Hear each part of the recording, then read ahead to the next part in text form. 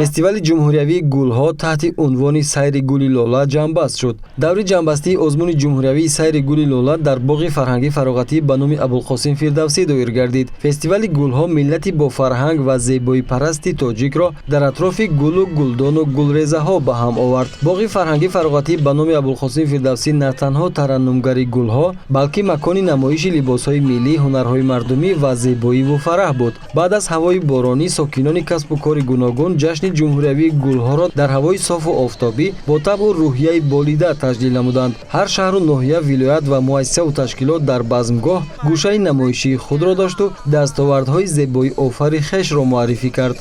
имрӯз мо дар боғи фирдавсӣ ҳамагон ҷамъ шудаем ки то ин ки фестивали сайри гули лоларо ҷашн гирем. мо аз ҳозир кӯшиш мекунем ки дар дили кӯдакҳо зебопарастиро ҷо намоем. дар заминаи баргузории фестивали ҷумҳуриявии гулҳо ноҳияи тоҷикобод шинонидан ва парвариши гули лоларо таҷриба кард. дар ноҳияи тоҷикобод низ ба ин озмун таваҷҷӯҳи хоса зоҳир карда мешавад. хоб азбаски иқлими ноҳияи мо камтар дертар мешавад, айни замон шинондани гулҳо оғоз гардидааст ва ҳамасола мо дар арафаи иди ваҳдати миллӣ ҳамин озмуни сайри гулҳоро дар сатҳи баланд ҷамъбаст менамоем.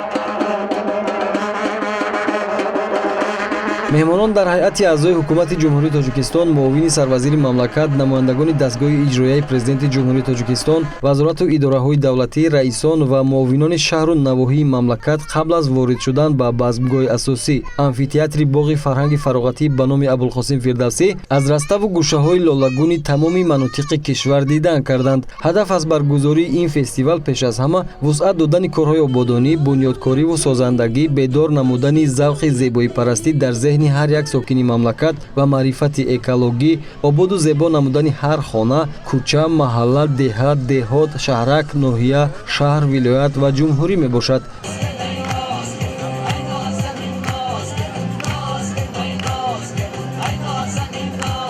сулаймон зиёзода, муовини сарвазири мамлакат, дар суханронӣ қайд кард ки фестивали ҷумҳуриявии гулҳо ҳамасола бо ташаббус ва ибтикори президенти кишвар муҳтарам Эмомалӣ Раҳмон баргузор мегардад. гуфта шуд ки гулпарварӣ аз анъанаи пешини мардуми тоҷик буда, барои тарғиби он имрӯз пайваста кӯшиш ба харҷ дода мешавад. сайри гули лола як рукни ҷашни байналмилалии Наврӯз аст ва ба зебоипарастии мардум замина мегузорад. фестивали ҷумҳуриявии гулҳо таҳти унвони сайри гули лола аз рӯи 10 номинатсия гулпарвари беҳтарин, гулгашт ва хиёбон, боғҳои фарҳангию фароғатӣ, деҳаи беҳтарин, маҳаллаи беҳтарин, деҳоти беҳтарин, шаҳраки беҳтарин, ноҳияи беҳтарин ва вилояти беҳтарин баргузор гардид ва ғолибон дар маросими ҷоизасупорӣ қадрдонӣ шуданд. дар номинаи шаҳр ҷойи сеюм насиби шаҳри бохтари вилояти Хатлон, ҷойи дуюм шаҳри Кӯлоб ва ҷойи якум насиби шаҳри Хуҷанд гардид. дар номинаи вилоят ҷойи сеюм насиби вилояти Хатлон, ҷойи дуюм вилояти Суғд ва шоҳ-ҷоиза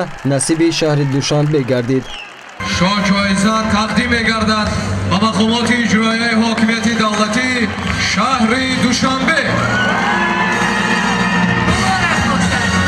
хотиррасон мешавем ки фестивали ҷумҳуриявии гулҳо таҳти унвони сайри гули лола мувофиқи амри президенти мамлакат ба истиқболи ҷашни 35-солагии истиқлоли давлатии ҷумҳурии Тоҷикистон гузаронида мешавад.